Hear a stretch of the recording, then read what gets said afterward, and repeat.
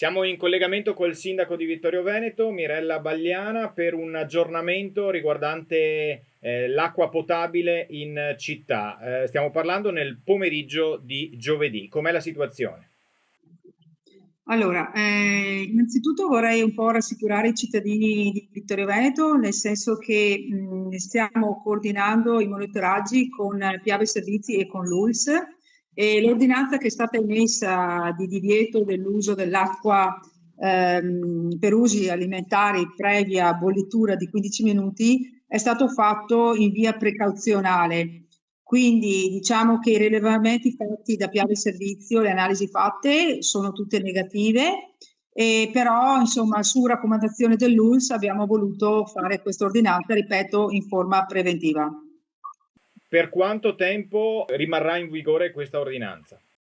Sì, allora mi sono proprio sentita questa mattina col dottor Rigoli dell'ULS e almeno fino a 24 ore, quindi l'aggiornamento ce l'avremo domani mattina verso le 11, anche perché appunto tramite ARPA stanno continuando a fare le analisi per quanto riguarda l'acqua, che al momento risulta in miglioramento per quanto riguarda la torbidità. Quindi almeno 24 ore e poi ci saranno le nuove informazioni.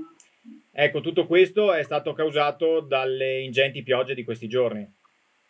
Sì, esatto. Allora, purtroppo appunto le ingenti piogge, soprattutto a monte delle falde, hanno fatto sì che parecchio limo sia entrato insomma dei depositi di sorgente e quindi la torbidità è dovuta appunto per la presenza del limo e null'altro. Quindi voglio dire, è da escludere qualsiasi ipotesi di pericolo dal punto di vista di infiltrazione di batteri o cose simili.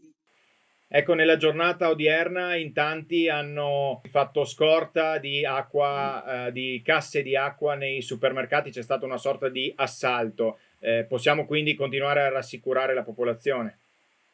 Sì, no, sicuramente voglio dire, nel giro di 24 ore molto probabilmente la questione sarà risolta e in caso diverso provvederemo a mettere in atto, insomma, eventualmente disponibilità o sistemi di rifornimento, però attualmente appunto anche per l'uso alimentare invito il cittadino a farla bollire e poi la possono tranquillamente anche bere o usarla per lo scopi alimentari, quindi inviterei a fare meno uso possibile alle bottigliette e sapere anche che con Piave Servizi c'è un rapporto di monitoraggio continuo, quindi una volta finita questa piccola, se vogliamo chiamarla emergenza, ritorneremo a bere tranquillamente l'acqua del rubinetto.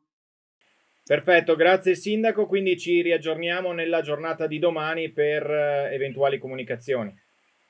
Sì, grazie, grazie a voi, grazie a Tenda TV per l'aiuto che ci dà. Grazie.